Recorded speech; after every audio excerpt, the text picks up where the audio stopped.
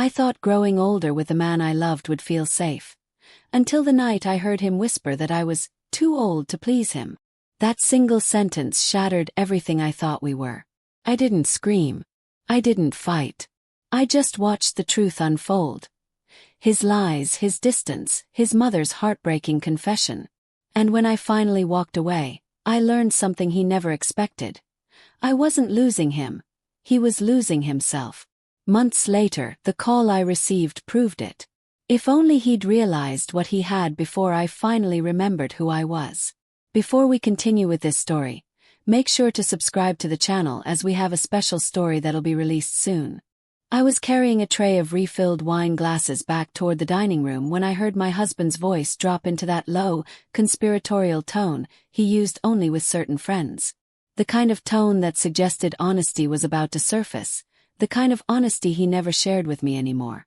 I slowed my steps without meaning to, my feet guiding me toward the sound instead of away from it.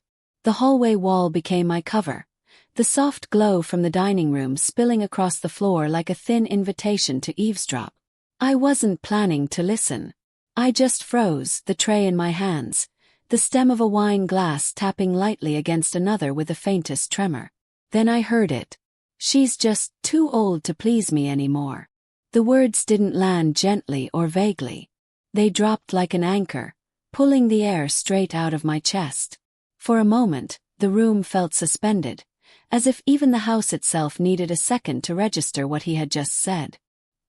His friend let out one of those uncomfortable chuckles men use when they don't know whether to agree or stay quiet. My husband filled the silence himself. I mean, she's a good woman. But you know how it is. A man has needs. I could picture his expression perfectly without stepping inside. His practiced half-smirk, the slight lift of his brows, the shrug meant to imply helplessness instead of cruelty. I felt the cold porcelain of the tray digging into my palms, my fingers tightening until my knuckles whitened. My breath caught somewhere in the middle of my ribs, neither coming nor going. It was a strange sensation, standing just a few feet from a man I had loved for years and realizing he had already stepped miles away from me. The conversation in the dining room continued lightly, almost casually, as if discussing a piece of fruit that had gone ripe too soon. I stood in the hallway, invisible to them both, my heart thudding in a slow, painful rhythm. The tray felt heavier by the second, and for a moment I thought I might drop it and give myself away entirely. But I didn't move. I didn't speak. I didn't breathe louder than the faint tick of the clock on the wall near me. When I finally managed to straighten my back, the warmth in my cheeks had already faded into something colder, the kind of cold that doesn't melt with time. I turned away, walking toward the kitchen as calmly as my shaking hands allowed.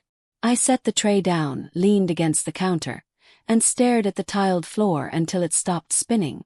It wasn't just the insult. It wasn't even the comparison he had made to a stranger. It was the realization that he had been holding this thought, this judgment of me, for far longer than the few seconds it took him to verbalize it. He had let it grow quietly, unchecked, until it became a sentence he felt comfortable sharing over dinner as if it were harmless. And standing there in the kitchen, listening to the laughter drifting from the dining room, I realized something painful and undeniable. The man I loved no longer saw me. Not the woman who built a life with him. Not the partner who stood beside him through every struggle. He saw inconvenience. He saw something replaceable. And that realization broke the room more thoroughly than his whisper ever could. I closed the bathroom door behind me and let the quiet settle around me like a heavy blanket.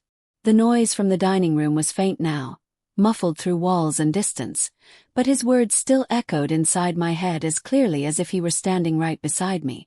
I turned on the light, its soft glow filling the space, and for a long moment I simply stood there, hands resting on the edge of the sink, afraid to look up, afraid to see what he saw, afraid it might be true. When I finally lifted my eyes, the mirror did what mirrors always do. It told the truth with no intention of hurting me. There I was. The lines around my eyes, the faint softening of my jawline, the gentle fall of my shoulders. Nothing dramatic, nothing grotesque, just a woman who had lived, loved, raised, survived and kept going.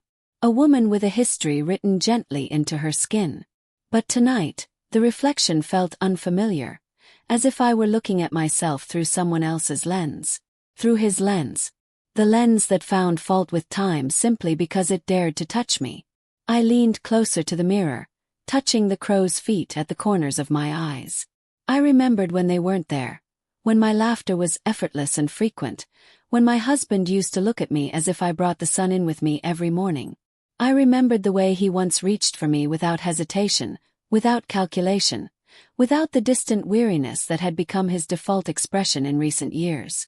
I traced the curve of my cheek, the faint shadows beneath my eyes, the silver strands woven into my hair. These weren't flaws.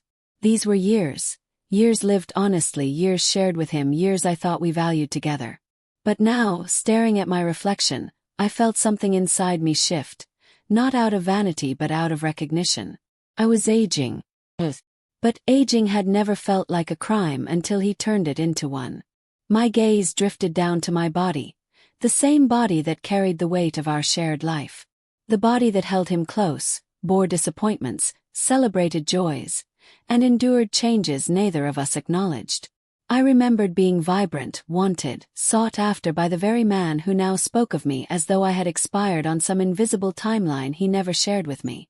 The ache that rose in my chest wasn't rooted in self-pity.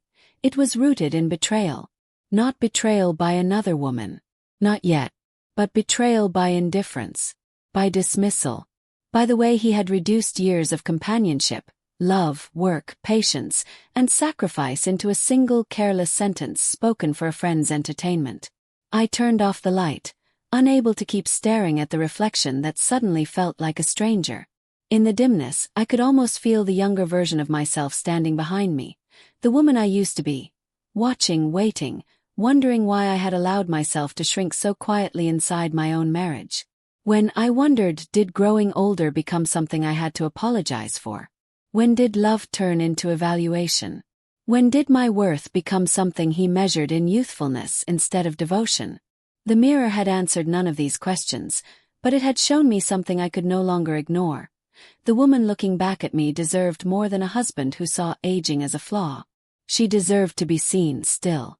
And not just by him. By herself too.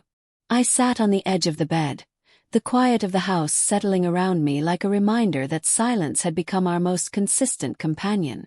The bathroom light still glowed faintly from the crack beneath the door, but I didn't go back inside. Instead, I let my mind drift through the years of our marriage, pulling at the threads that once held us so tightly together.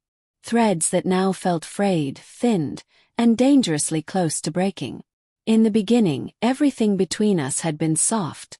Even our disagreements had a gentleness to them, tempered by the certainty that we were on the same side.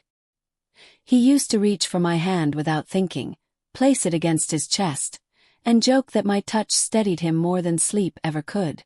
I believed him. I believed every small tenderness he offered, not because I was naive but because he made love feel uncomplicated. There were mornings when he would wake before me, brushing the hair from my face and whispering that he was the luckiest man alive. There were evenings when he came home tired, but somehow still found the energy to wrap his arms around my waist while I cooked, pressing his cheek to my shoulder as if that moment alone could calm him. In those years, affection wasn't something we scheduled or negotiated. It simply appeared, naturally, abundantly, like breath. But somewhere along the way, that natural ease began to shrink. Not all at once. The first changes were small, barely noticeable if I wasn't paying attention. A shorter kiss goodbye. A laugh that sounded a little forced. A hug that ended sooner than it once did.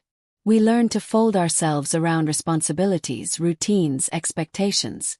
And without meaning to, we folded around the growing gaps between us as well. His tone shifted before his words ever did. There was an edge in it sometimes, faint but sharp enough to leave marks I pretended not to feel.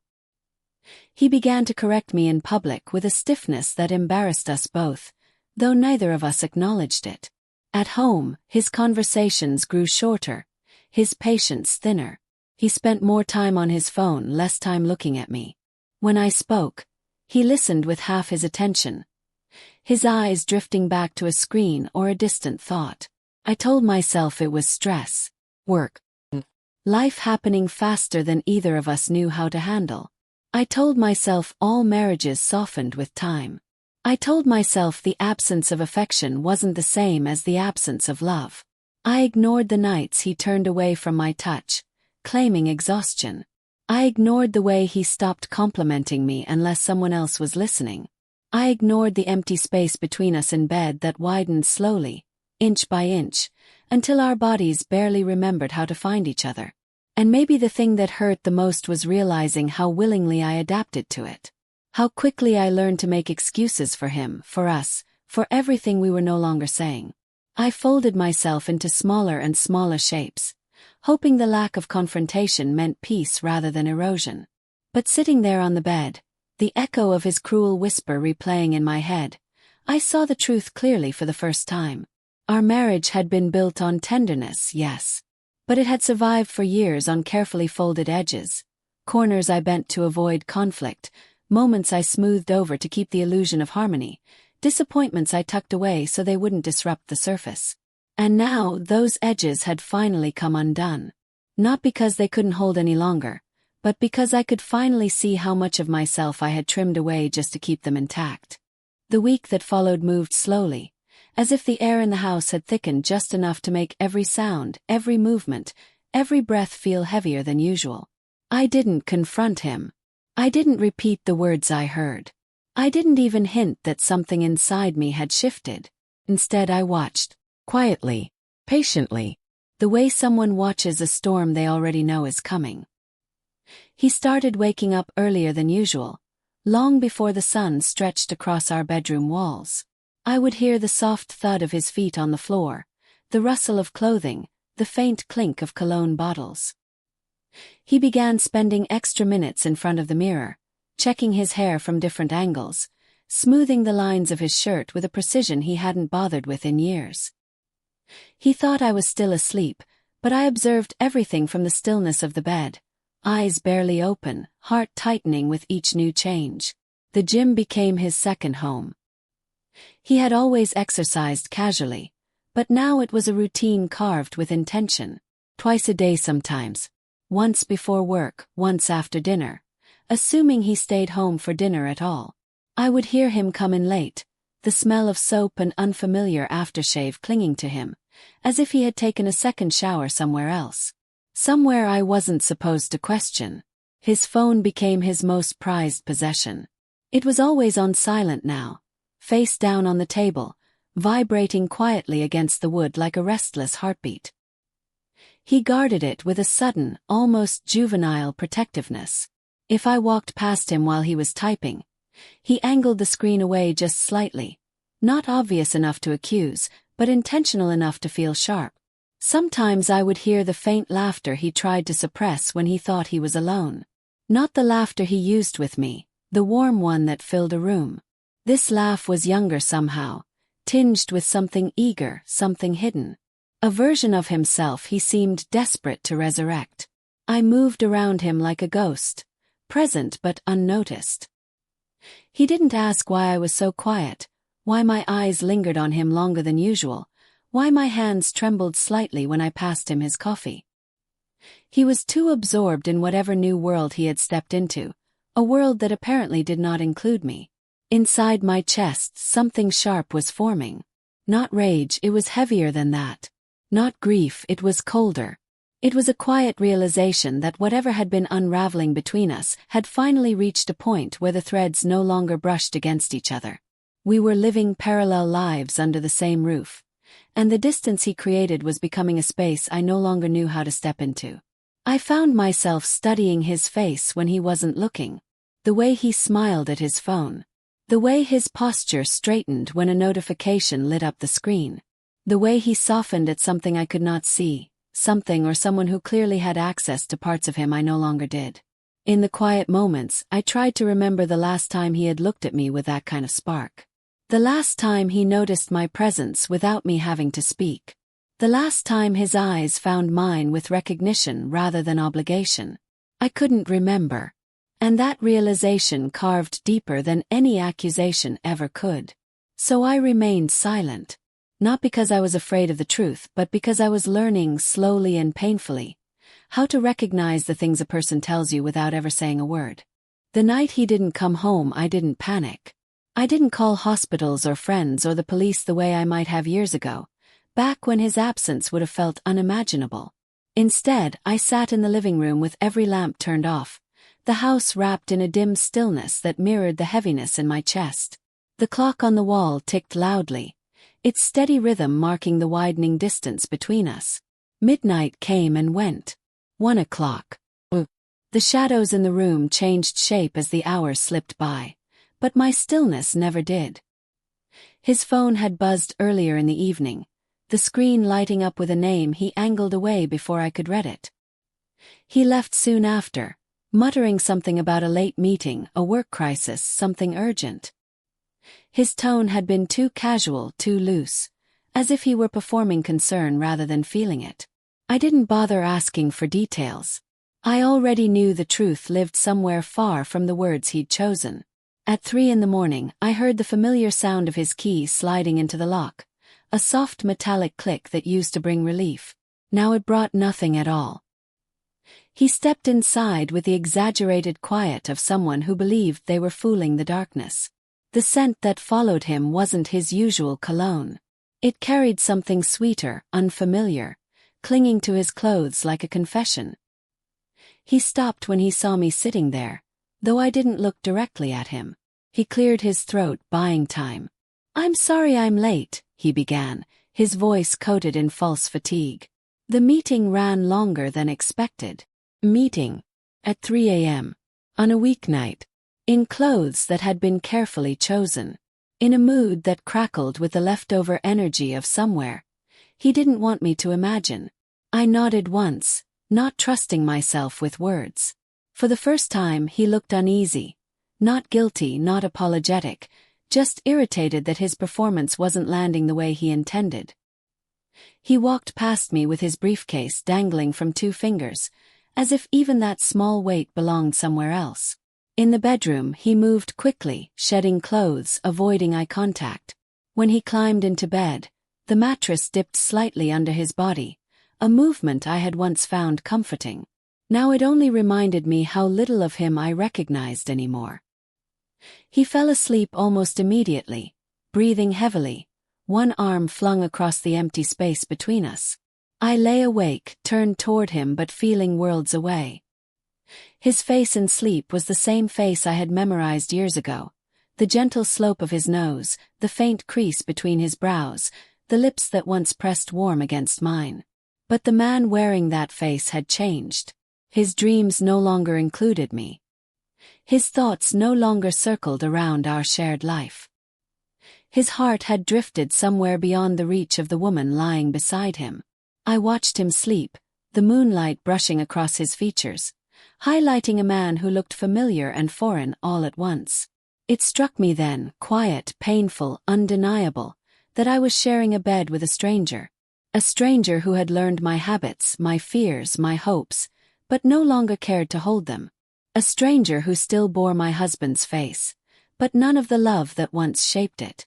And for the first time, I wondered if this moment was not the breaking point, but simply the end of a long unraveling I had refused to acknowledge. The night he didn't come home was not the moment he left me. It was merely the moment I finally understood he already had. I lay awake long after his breathing settled into that deep, oblivious rhythm, the kind that felt less like rest and more like escape. Sleep wouldn't come for me, not with the weight of everything he'd become pressing down on my thoughts. Instead, my mind drifted somewhere I hadn't visited in a long time, back to the one person who had ever spoken honestly about him, even when he was still the man I thought I loved without question. His mother. She had always carried a quiet wisdom, the kind that didn't need to force itself into conversations. She wasn't loud or meddlesome, never one to impose her opinions. She simply observed with those sharp, perceptive eyes that missed nothing. Even in her softness, there was an unmistakable steel beneath her calm exterior. A truthfulness she never disguised, even when it involved her own son. I remembered the first time she pulled me aside. It was years ago, long before the distance crept into our marriage. I had just finished helping her wash the last of the dishes after a family dinner. The kitchen was warm, filled with a lingering scent of baked apples and cinnamon, and she wiped her hands dry before turning to me with that familiar look, half gentle, half knowing. "He gets lost in his ego sometimes," she said quietly, as if offering a warning instead of a criticism. "Keep an eye on that." At the time, I brushed it off with a smile, assuming she was simply teasing. I told her all men had a little ego. I told her he was good to me, loving, dependable. She didn't argue. She just gave me that small, sad smile mothers give when they know something their children aren't ready to see. Over the years, her words returned to me in fragments. During the times he insisted on being right even when he was wrong, during the arguments he ended with silence rather than accountability, during the moments he cared more about being admired than understood.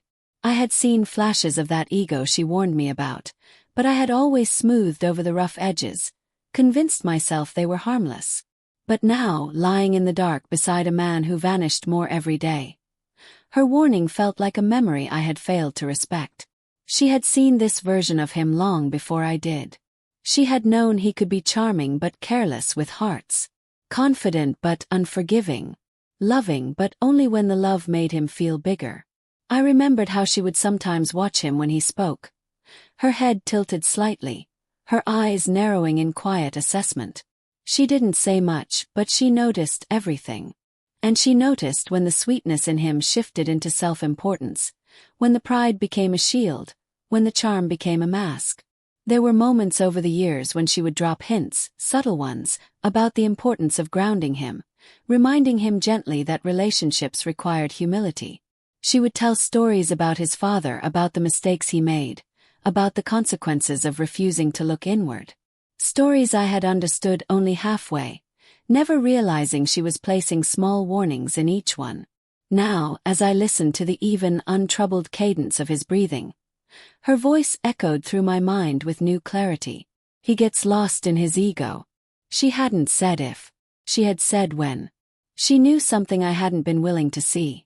That when he got lost, he wouldn't think to look for me. He wouldn't think of anyone but himself. And if I didn't pay attention, I would be the one left wandering behind him, waiting for a version of him that wasn't coming back. In the darkness of our bedroom, the truth settled heavily in my chest. His mother had seen him clearly. She always had. And maybe it was time I saw him with those same eyes. The next morning, the air in the house felt strangely hollow. He moved around with a forced casualness, humming under his breath, opening and closing drawers in an exaggerated rhythm meant to signal everything was normal. When he finally stepped into the shower, the sound of rushing water filled the walls, leaving me alone with the rising pressure of everything I hadn't said.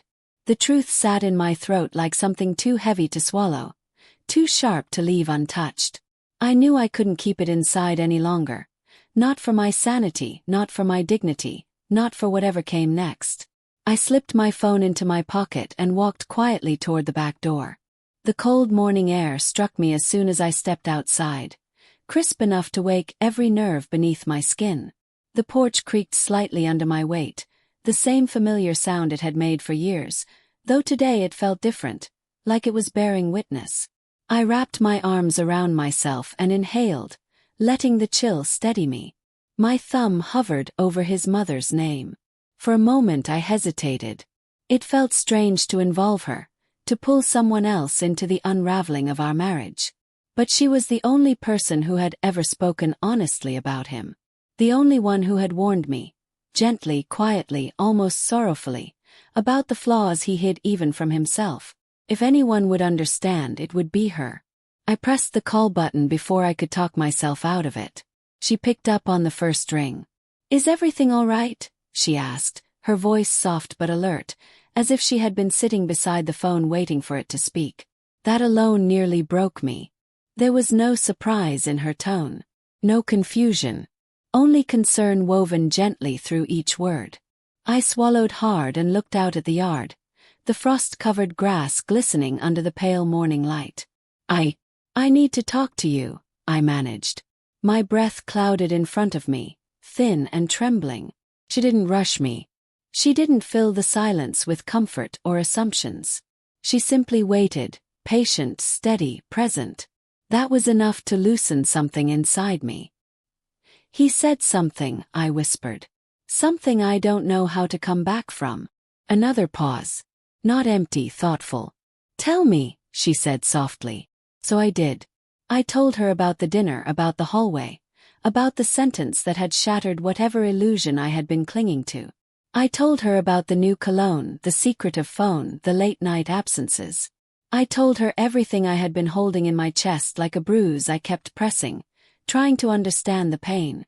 Her breathing grew heavier, not shocked but saddened, as if listening to a story she already knew the ending to. "I'm so sorry," she murmured. "I wish I could say I didn't see this coming." The words stung not because they were cruel but because they were true. She had seen parts of him I had overlooked, softened, forgiven. She had watched him repeat patterns he never acknowledged, replay behaviors he never confronted. When I finally finished speaking, I felt emptied out, like I had poured something poisoned out of myself and into the cold air. She didn't hesitate. "I'm coming over," she said, her voice steady in a way that made me breathe for the first time since last night. "Not to scold him, not to comfort him, but because you shouldn't go through this alone." I closed my eyes, letting the weight of her promise settle into the cracks forming inside me. When I opened them again, the frost on the grass had begun to melt. The water in the bathroom was still running, muffled behind the walls, unaware of the truth now set in motion. And for the first time in a long while, I didn't feel afraid. Felt seen. When she arrived later that afternoon, she didn't walk in with fire or urgency. She stepped through the door the way she always did. Calm, composed, carrying a quiet presence that filled a room without ever trying to. She took one look at my face, at the exhaustion hiding behind my eyes, and she didn't ask for details. She already knew enough from the phone call. She simply placed a gentle hand on my arm and nodded toward the living room, inviting me to sit. We settled onto the couch, the air between us thick with things neither of us had the strength to name just yet. She folded her hands carefully on her lap, her posture elegant in the way older women carry stories without letting them show. For a long moment she didn't speak.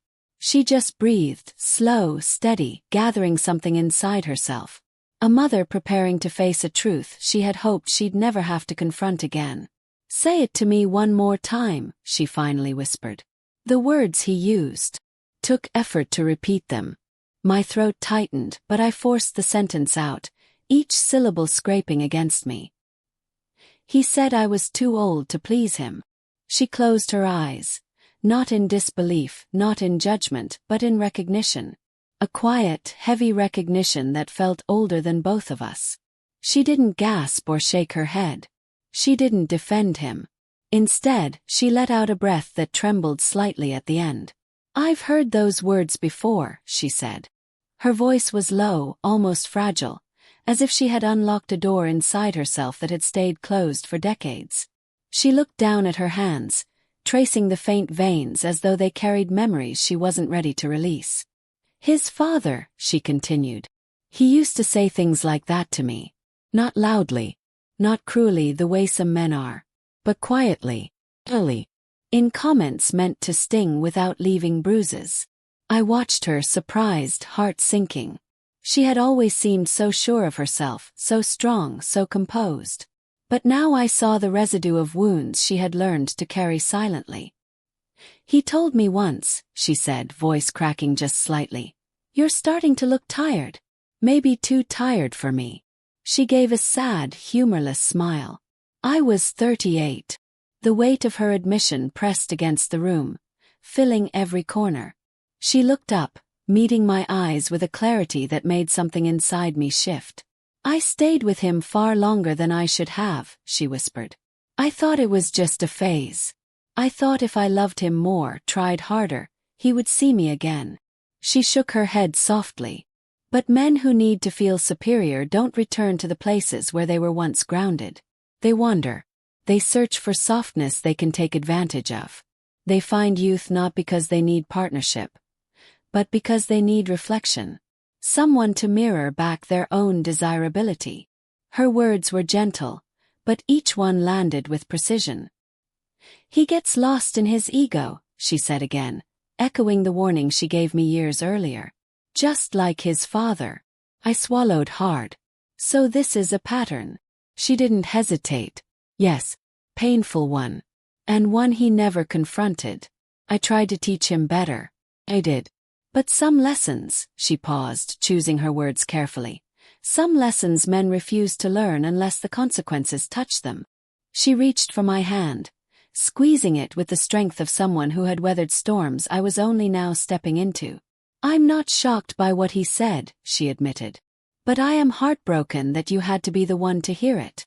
Her honesty broke something open in me, not in a destructive way, but in a way that made room for truth, for connection, for the stark realization that I wasn't dealing with a moment of cruelty, but with a legacy, repetition. A cycle passed down like an inheritance neither of them asked for but both of them lived out. You deserved better, she said softly. And he knew that once. But he has forgotten himself again. Outside, the wind moved through the trees, brushing against the windows. Inside, history sat between us, hers, mine, his, laid bare without defense, without excuses. And in that quiet shock, in her steady grief, I understood something clearly. This story hadn't begun with me. I was simply the one who refused to keep pretending it wasn't happening. After a long silence, the kind that settles only after truth has been spoken aloud, she shifted slightly on the couch and turned her full attention toward me. There was no pity in her expression, no dramatic sorrow, only a steady resolve that felt stronger than any comfort she could have offered. She placed one hand over mine, her touch warm despite the coolness of the room, and for a moment we simply breathed together, two women tied not just by marriage but by similar wounds. I'm staying for a few days, she said, her voice low but firm. I blinked, unsure if I heard her correctly. You don't have to. I do. She cut gently across my words, not with harshness but with certainty. Not for him. For you. Her eyes held mine, unwavering.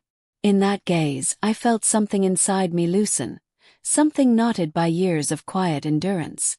I had expected advice, perhaps a warning, maybe sympathy. But not this. Not her choosing to step into the unraveling of our marriage with a purpose she wasn't trying to hide. You've been shrinking around him, she continued softly. Little by little. You've made yourself small so he could feel big. You've softened your edges so he wouldn't have to look at his own. She exhaled slowly. And I watched it happen, and I told myself you too would find your balance again. But you didn't. And now? Now you need someone who remembers your worth when you've been taught to question it. I felt my eyes sting, but I didn't let the tears fall. Something steadier than sorrow was forming in my chest. Something sharp, something new, or perhaps something I had always carried but forgotten how to hold. I don't know what to do, I admitted. She shook her head gently. You don't need to know. You don't need a plan for him. Then she leaned in, her voice almost a whisper. You don't need to punish him. Just stop shrinking for him. The words settled into me like a seed planted in fertile soil. She wasn't asking me to fight. She wasn't asking me to scream or expose him or make him suffer. What she was gifting me was far more dangerous to his ego than any confrontation. The permission to reclaim myself. We'll start small, she said, her tone soft but commanding in a way that made me sit straighter without realizing it. You stop apologizing for existing. You stop stepping aside so he can walk past. You stop second-guessing your thoughts, your needs, your right to take up space. She looked around the house as if seeing it through a new lens. This home has been his stage for too long. Let's make it yours again. A quiet warmth spread through me, not comfort exactly but recognition. She wasn't here to fix my marriage. She wasn't here to convince me to stay or to leave. She was here to rebuild something he had slowly carved away, to remind me of the woman I used to be before exhaustion muted my voice, before compromise thinned me out, before disappointment taught me silence. A small smile crossed her lips. You don't confront a man like him by yelling. That only feeds his ego. You confront him by remembering yourself. I breathed deeply, the cold porch air still lingering in my lungs from earlier, and for the first time, that breath felt like it belonged to me. He won't like it, I said quietly. No, she agreed. But he doesn't have to like it. He just has to face it. We sat there together in the quiet that followed. A quiet that didn't feel heavy this time but intentional, like the beginning of a shift. She had not come to save me. She had come to steady me long enough for me to save myself. And I realized in that moment that the plan she brought wasn't really a plan at all. It was a mirror. One that reflected back the woman I had forgotten I could be. When she arrived with her small overnight bag and that steady expression of quiet purpose, something in the house changed immediately. It wasn't dramatic, not a slam of energy or a sudden confrontation, but a shift subtle and unmistakable, like someone had opened a window after months of stale air. She walked through the doorway with the familiarity of someone returning to a place she'd studied long before anyone else realized it needed tending. Her eyes swept over the living room, the kitchen, the hallway, but they weren't examining furniture. She was examining me. You look tired, she said softly, though her tone wasn't sympathetic. It was observational, like a doctor noting symptoms before diagnosing. And lonely. I didn't deny it. I didn't try to pretend. There was no point. She had always been able to see through me with the same clarity she saw through him. He wasn't home when she arrived. He had left early again, muttering something about deadlines and clients and needing to clear his head. The same excuses he had used all week. But for once, his absence didn't leave a hollow space behind. It left room for her. She didn't sit me down with tea and soft words. She didn't try to wrap me in reassurance or convince me I was overreacting. She walked through my home with deliberate steps, sensing the tension left in the air like dust. She touched surfaces lightly, studied the photos on the walls, the folded blanket on the couch, the empty chair where he used to sit closer, laugh louder, reach for me without thinking. Then she turned to me. You've been living in emotional quiet, she said. Quiet that isn't peace but suppression.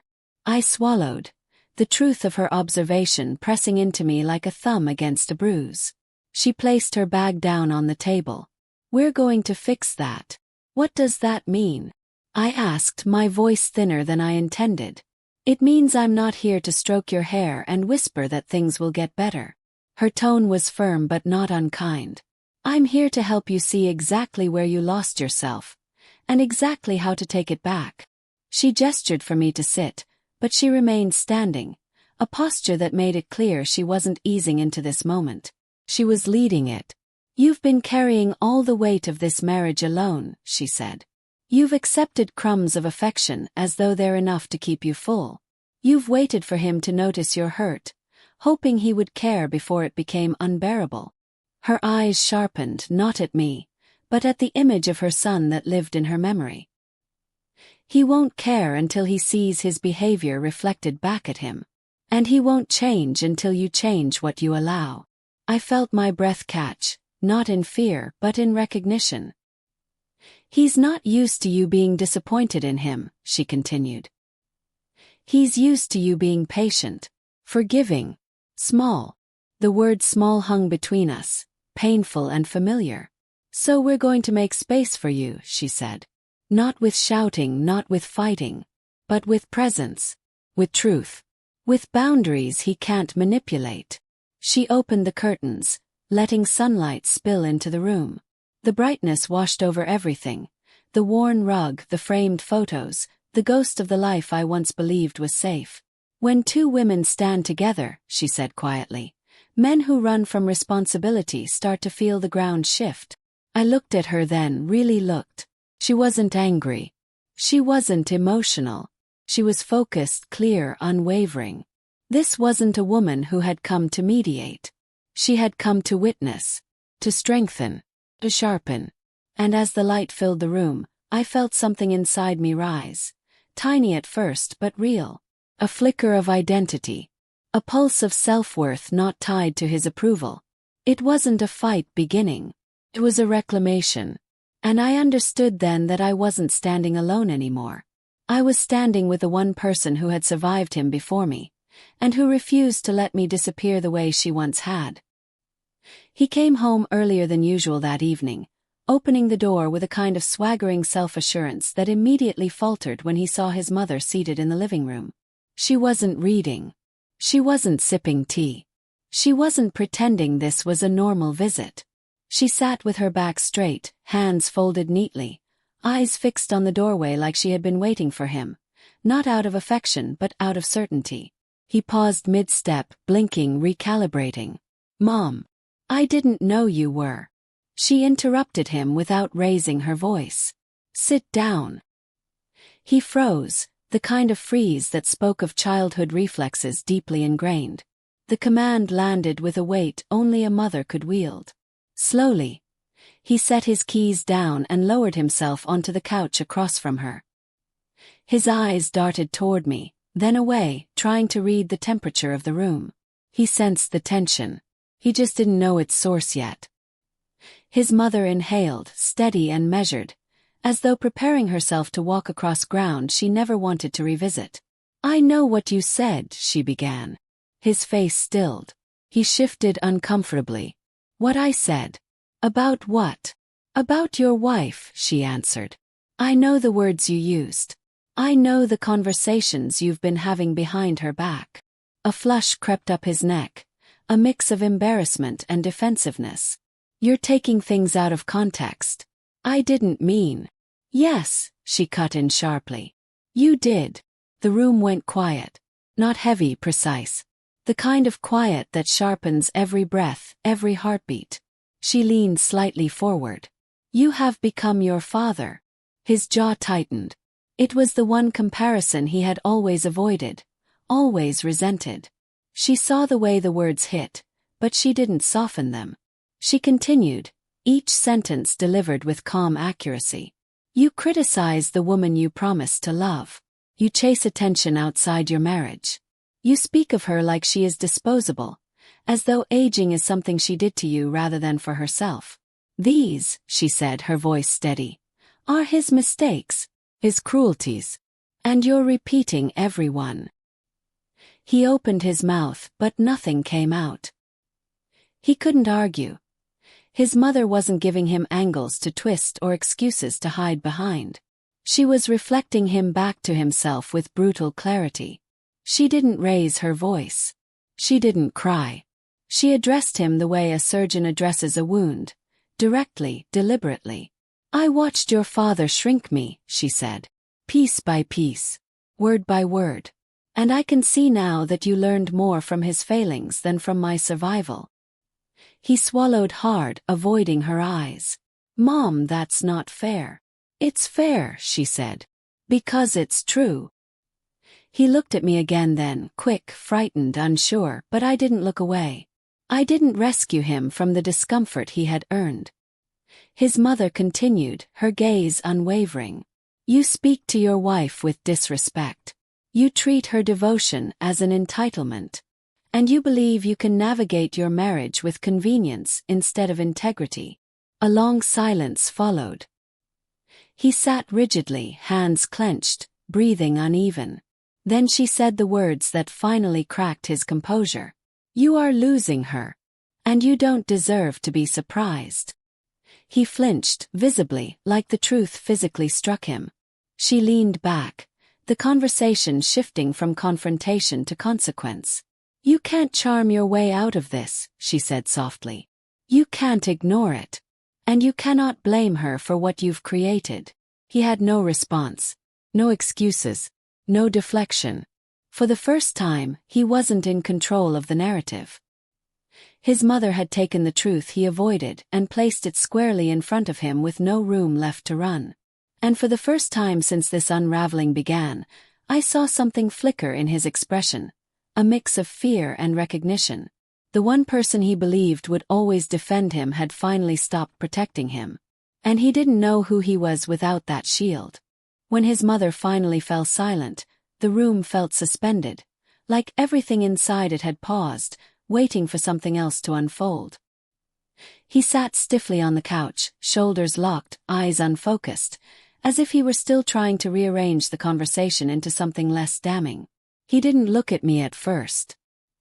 He looked everywhere else, the window, the table, the floor, searching for an escape from the weight his mother had placed squarely on his chest. But there wasn't one. I stood slowly, not to loom over him or intimidate him, but because sitting felt too passive for what needed to be said. My heartbeat was steady, almost unnervingly calm. There were no tears pushing at the back of my eyes, no tremor in my voice waiting to break through. Just truth, quiet, simple, unembellished. "I heard you." He glanced up, startled, as if he had forgotten I had a voice at all. "I heard what you said about me," I continued. "Every word, every tone, every assumption." His mouth opened slightly, but I didn't give him space to speak. I wasn't here for explanations or revisions. "You said I'm too old to please you." Silence fell like a blade. A flicker passed through his expression. Shock first, then a quick flare of guilt before something else settled in. Not sorrow, not regret, something colder, calculating. A man assessing damage, not feeling it. I felt nothing but clarity. "I wasn't supposed to hear it," I said. "But the fact that you could say it at all tells me more than hearing it ever did." His jaw tightened. "It was a stupid comment." "It was an honest one," I corrected, my voice level, unflinching. "And that's what matters." He blinked, taken aback by the steadiness in my tone. He had expected anger, tears, maybe accusations. But not this. Not composure. Not acceptance of a truth he wasn't ready to face. I stepped closer, not in confrontation but in finality. "I know what you think of me now. I know what you've reduced our marriage to. And I know where I stand in your life." I watched it happen. The moment fear bloomed behind his eyes. Not fear of losing me. I could see clearly that his ego hadn't allowed him to imagine that possibility yet. No, the fear growing in his face came from something else entirely. His mother was still seated beside me. And she was quiet. Not defending him. Not softening the edges of my words. Not stepping in to dilute the truth. She was on my side. And he knew it. His gaze shot toward her, searching for some trace of the unconditional loyalty he had always assumed was his by birthright. But she didn't look at him. She didn't offer a single gesture of comfort or protection. Her eyes remained on me, steady and supportive, as if she were silently saying, "Continue. I'm here." The realization washed over him slowly, painfully, reshaping his expression. He wasn't just facing his wife's disappointment. He was facing the rare and devastating truth that his mother, his lifelong defender, his quiet fortress, had stepped away from him, had chosen not to shield him, had chosen me. And he didn't know how to stand alone without her reinforcement. His lips parted again, but the words never formed. There was nothing he could say, nothing he could reclaim, nothing he could twist into something safer. I exhaled quietly. "You taught me exactly how little you see me," I said. "Now it's time for you to see yourself." His mother nodded once. Barely a movement, but enough. He stared at us both, lost in a way I had never witnessed before. He finally understood what he had never expected to face. Consequences not from the woman he underestimated, but from the mother he believed would never stop protecting him. And between the three of us, he was suddenly the smallest person in the room. The decision to leave did not arrive with thunder or shouting. It came quietly, like a door clicking shut in my mind. After everything had been said, after his mother confronted him, after I spoke the truth he never expected to hear, there was no need for more words. Nothing either of us could say would rewind the damage or disguise the cracks that had spread through our marriage long before this day. Silence settled into the spaces between us, not angry or dramatic, but final. A silence made of acceptance. I walked to our bedroom and opened the closet. My hands moved slowly at first, touching the clothes I had worn through years of trying to be patient, trying to be understanding, trying to be enough.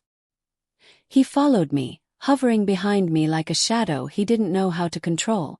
His voice came next. Uneven, desperate. Don't do this. Please. You're overreacting. I didn't answer. I folded a sweater and placed it in my suitcase. He shifted to a firmer tone. This is ridiculous. It was just a comment. Everyone says things they don't mean. I slipped a stack of shirts into the bag, smoothing them flat. Then came the anger, sharp and defensive. You're tearing our life apart over one mistake. You're being dramatic. I zipped the side pocket of the suitcase. His mother stood in the doorway, watching him with a stillness that carried more power than any shout. She didn't intervene. She didn't soften the moment. She simply witnessed it, shoulders squared, eyes steady. Her presence alone forced him to confront the reality he had always avoided. He was losing the one person who had stood by him longest. He stepped closer to me, voice cracking now. Please, just talk to me. I'll do better.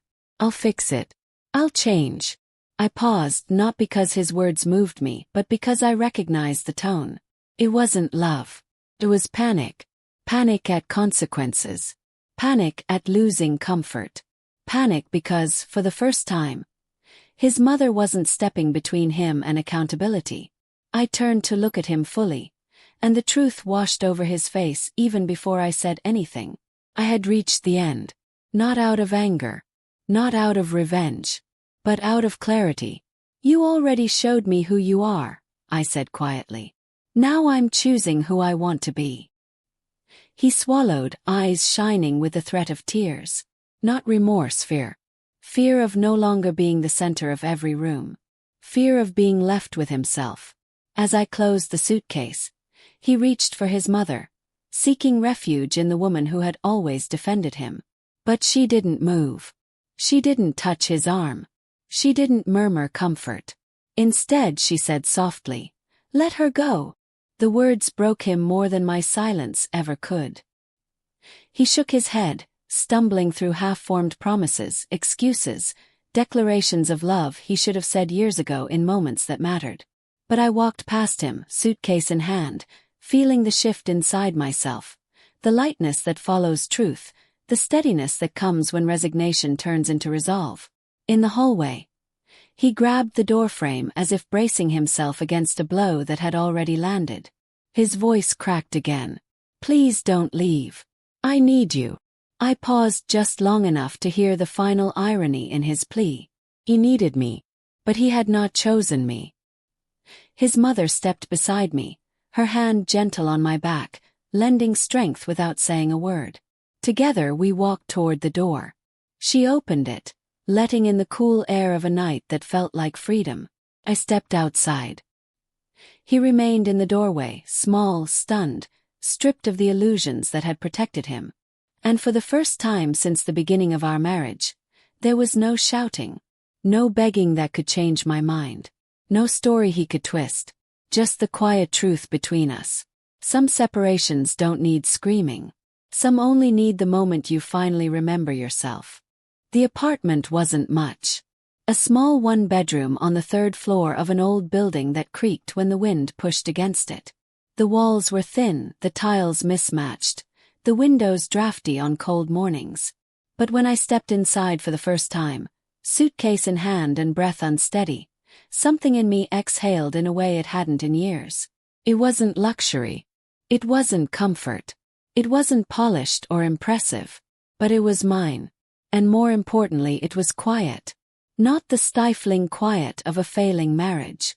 Not the silence filled with tension, avoidance, and unsaid resentment. This quiet was different. It was clean, neutral, blank page. The first night I sat on the floor because I had no furniture yet. The moonlight stretched across the empty room, touching the bare walls like an invitation. I ate takeout noodles from a carton, my back against the wall, and realized I couldn't remember the last time I had eaten something without rushing, without bracing for judgment, without shrinking. I slept on an air mattress that sank in the middle, and still, it was the best sleep I'd had in months.